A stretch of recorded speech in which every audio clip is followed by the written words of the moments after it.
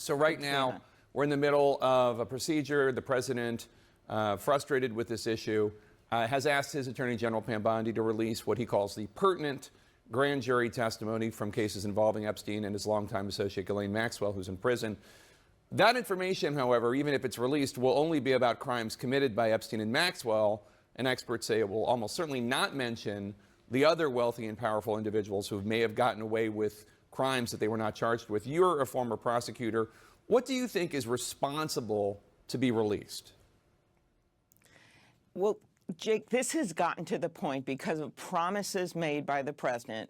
By the way, another host of promises not kept, whether he promised he was bringing prices down, he has not, promised he would keep people on Medicaid, they're getting kicked off, and now promises that they're going to release these Epstein files made while they were in office, while the Attorney General was in office.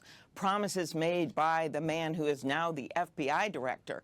So you get to a point, and this is how I view it as a former prosecutor, you have to protect the victims if you release documents. That's fairly easy to do. You just redact the names of victims, and you've seen documents like that before. But this has gotten to the point where they have just sown distrust in the justice system. They promised that these documents would be out there. They literally gave people binders that said Part 1, and now suddenly, with a whistleblower reporting that 100,000 documents were reviewed by the FBI to look for the president's name, they've suddenly pulled back and said, no, we're not releasing them.